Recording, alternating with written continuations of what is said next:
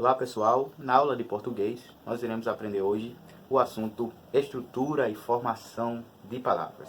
Antes de começar a aula, eu peço que você se inscreva no canal e ative o sininho da notificação, porque quando chegar um conteúdo novo, você vai ver que chegou e não vai perder esse conteúdo, certo? Eu peço também que você compartilhe com um amigo essa ideia, esse canal, né, esses conteúdos gratuitos que nós estamos oferecendo, certo? Então, primeiro nós vamos entender qual é a diferença entre estrutura e formação de palavras, né? Primeiro nós temos que entender que esses são dois assuntos diferentes, né? Estrutura vai estudar uma coisa e formação vai estudar outra. Todavia, né, que é a segunda coisa que nós devemos entender, é que apesar de serem dois assuntos diferentes, ambos, né, eles dependem um do outro. Então a gente vai ver mais na frente que a formação de palavras vai depender da estrutura de palavras. Mas qual é a diferença entre ambos os assuntos? Vamos lá. A estrutura de palavras, ela vai estudar a palavra, né, em suas particularidades. Ou seja, a palavra de forma minuciosa, de forma repartida. Certo? Então nós iremos ver na estrutura de palavras que a palavra, ela não foi, primeira coisa que devemos ver é que ela não foi formada do nada, certo? A palavra não veio do nada, não foi criada do nada.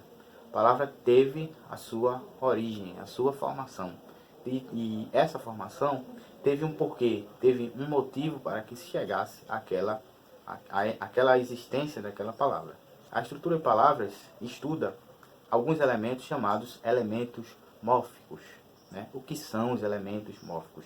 Os elementos mórficos são cada parte de uma palavra que vai formar uma palavra, certo?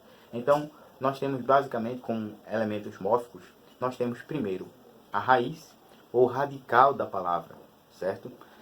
Que vai ser a parte principal da palavra. Eu vou citar os demais e depois eu vou explicar um por um. Então, como eu já falei, nós temos a raiz ou radical, certo? Que é a parte principal da palavra. Nós temos também as desinências. Nós temos a vogal temática. Nós temos o tema.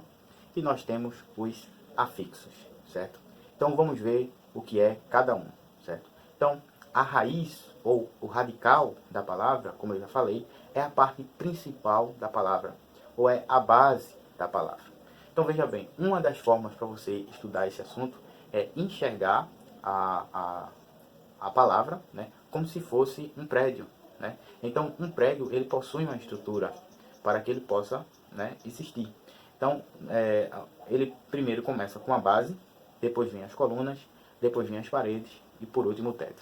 Então, é basicamente assim que ocorre com a palavra. A palavra, ou toda a palavra, ela possui uma base, ela possui um fundamento, que sem a qual, ou sem o qual, não pode existir. Então, uma palavra sem a sua raiz ou sem o seu radical não pode existir. Então, todas as variações daquela palavra vai ser a partir daquele radical ou daquela raiz. Sim, professor, mas qual o exemplo de radical? Então, eu gosto sempre de utilizar a palavra cantar, né? O verbo cantar. Então, a partir da palavra, do radical do verbo cantar, veja que eu posso desenvolver várias outras palavras, como cantor, cantoria, canto, cantaram, né? E etc. Certo? Então, qual seria o radical do verbo cantar? Seria a parte principal, a parte que não se varia ou que não se deriva, certo? Então, até a letra T, né, a palavrinha cante, seria o radical do verbo cantar. Aí você pode perguntar, como é que eu descubro qual é o radical? Como é que eu identifico o radical de uma palavra? Então, existem duas formas. A primeira forma é o que eu chamo de procurar um cognato, né?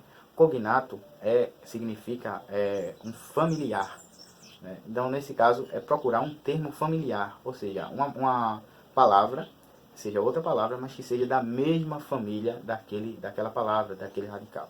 Então, essas que eu acabei de citar, né? Cantor, cantoria, canto, né? Cantata. Então, você vai ver que são palavras da mesma família. Quando você escreve várias palavras da mesma família, você observa que vai haver ali uma parte que não vai se derivar, que não vai mudar. Então essa parte vai ser o radical, que vai ser cante, né? Nunca vai mudar.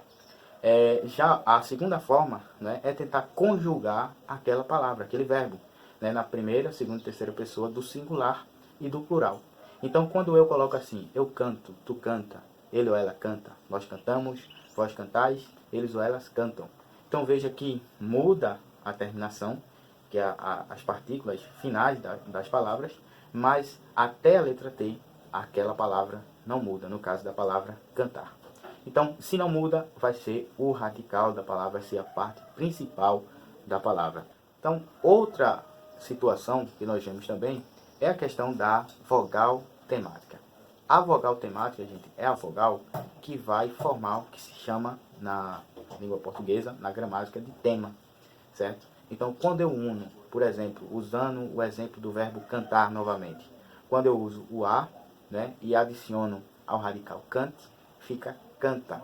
Então, essa palavrinha canta aí vai ser chamada de tema, que é a junção da vogal temática ao radical cante, certo? Então, nós temos a vogal temática e temos o tema, que é essa junção, ok?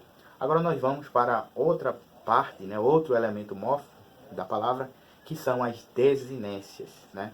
As desinências são as terminações das palavras, certo? Essas terminações, elas são importantíssimas e elas são divididas em desinência de gênero, desinência de número, desinência de modo, desinência de pessoa. Então, são basicamente 4 tipos de desinência, certo? Então, o que é que cada uma delas significa?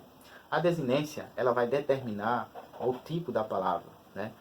A forma da palavra. Então, se for de gênero, vai determinar se a palavra ela vai estar no masculino ou no feminino, né? Então, por exemplo, a palavra menina. Então, a letrinha A, a última letrinha, que é a letrinha A, vai estar ali determinando o sexo da palavra, que nesse caso vai ser feminino, né? Já quando na palavra menino, nós iremos ter o O, que vai ser uma desinência de gênero, que vai estar determinando o sexo masculino daquela palavra.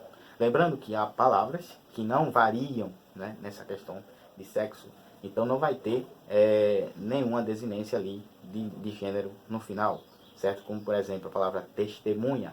O A ali não é desinência, porque aquela palavra não varia. Muito bem. Já a desinência de número é representada simplesmente pelo S, né? Então, quando há S, significa que há plural, e quando não há S, significa que é o singular. Então, por último, gente, nós temos os afixos. Os afixos são os termos que se unem ao radical e formam outra palavra, certo? Então, nós temos, por exemplo, os prefixos, que são aqueles que se unem antes do radical, e nós temos os sufixos, que são aqueles que se unem depois do radical, certo? Então, como exemplo, nós temos a palavra infeliz, né? Um exemplo de prefixo de negação que vai ser a partícula in, né? Então, infeliz vai ser um prefixo de negação. Já a palavra felizmente, né, nós temos aí o mente como um sufixo, que é a parte que vai se unir depois do radical, certo? Então, o assunto estrutura de palavras, ele vai estudar basicamente essas coisas, que são os elementos mórficos, ou seja, cada partezinha da palavra e a sua função, ok?